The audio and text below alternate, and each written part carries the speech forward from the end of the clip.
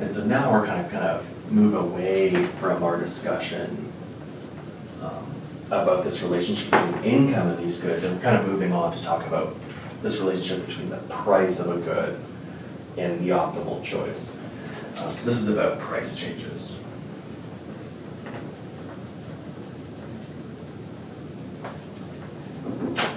So in general, if the price of good 1 increases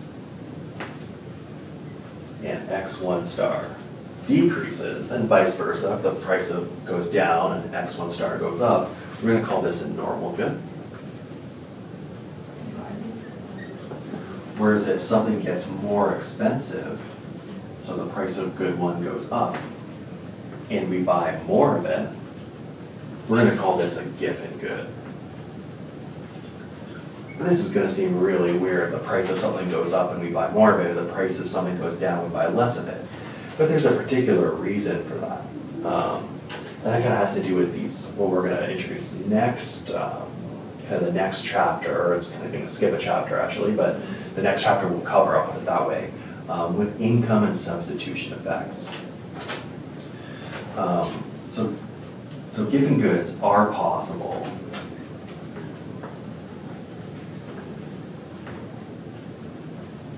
with well-behaved preferences,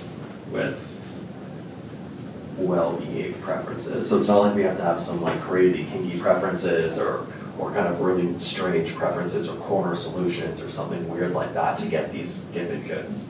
They can happen when we have well-behaved preferences.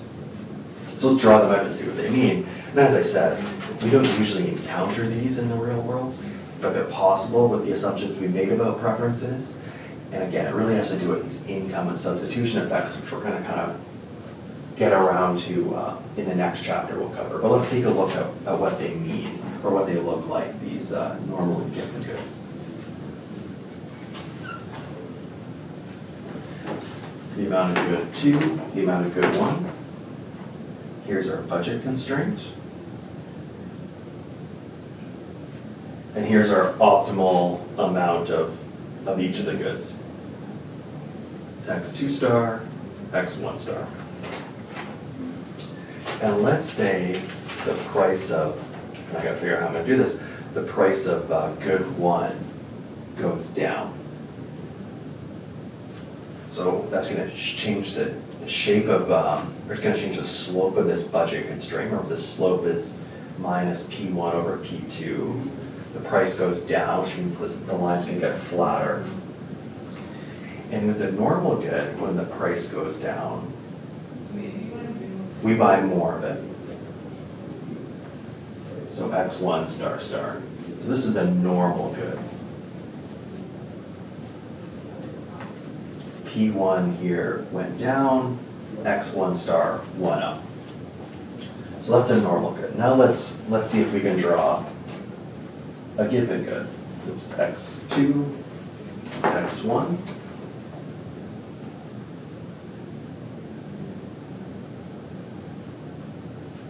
All right, so here's our original budget constraint. Here's the optimal amount of good 1, the optimal amount of good 2. And now what's happening is, again, we're gonna have some reduction in the price of good 1. But now we're gonna draw our preferences such that even with this price decrease in good 1, well, the amount of good 2 goes up, the amount of good 1 goes down when the price of good 1 goes down. Well, this is going to be a Giffen good. Okay, so here's what they kind of both look like graphically. And so now we can kind of think about how changes in prices, this is kind of like we're doing the same thing with normal and inferior goods that we did kind of at the beginning, right? But now we're just doing it with prices instead of income. And so now we're thinking about varying the different prices for good 1 and relating that to to the optimal bundle, or the optimal amount of good one, we're gonna call that the price offer curve instead of the income offer curve. And then when we relate the price of the good on the one axis to how much of the good we want, well, that's just the demand curve. So let's take a look at those two concepts, and we're gonna save the examples for afterwards. Curve.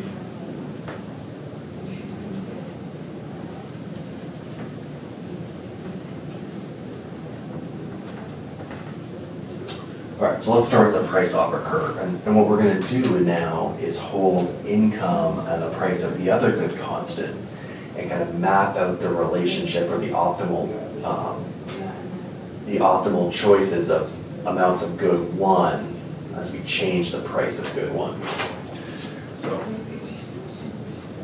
change the price of good one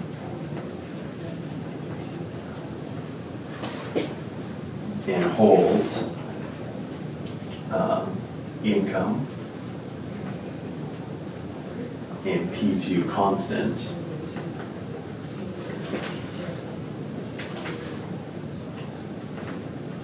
And then connect the optimal amounts, or optimal bundles, I should say, to find the price offer curve.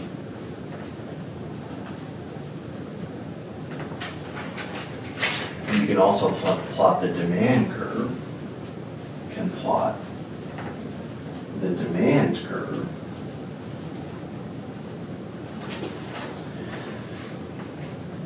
by holding income and price constant. Price of, like, good two is what I mean. The other good, the price of the other good, constant, and plot the optimal choice of good one against its price, against price of good one.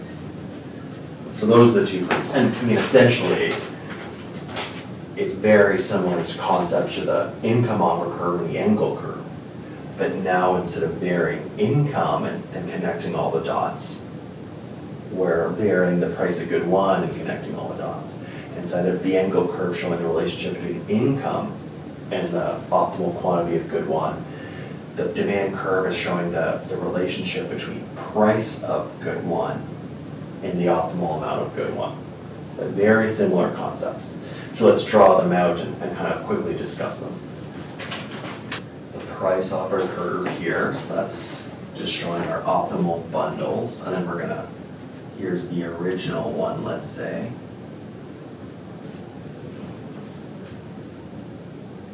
X1 star, X2 star, and we're gonna vary the price and kind of map out the different optimal bundles. And over here, we're gonna put the demand curve, where we have the price on the y-axis and the amount of that good on the x-axis. It's just a normal demand curve from, like, first year that you've seen a million times. All right, so first, the price offer curve. So this is the price offer curve, and this is the demand curve, in case that's not clear. So what we're doing is we're just changing the price levels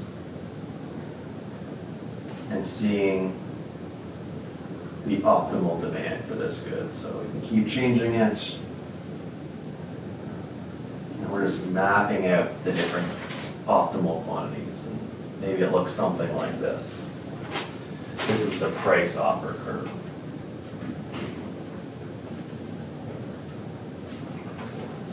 Then if we are drawing this relationship between the price, so here the price is going down, and the amount of good one that we consume optimally has gone up.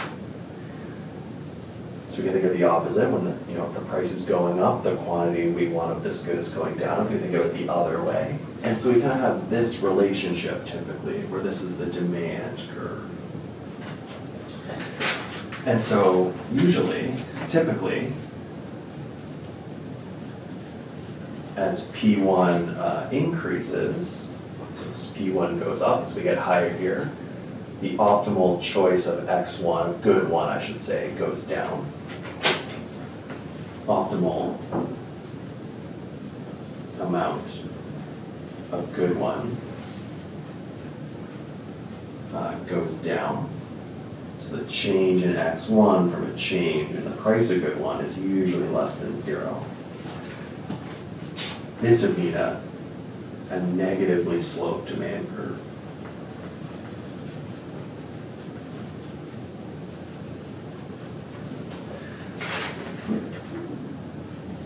Not always the case.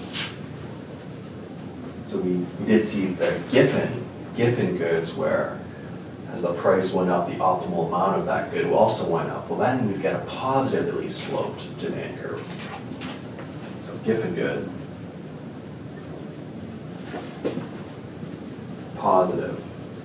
positively sloped demand.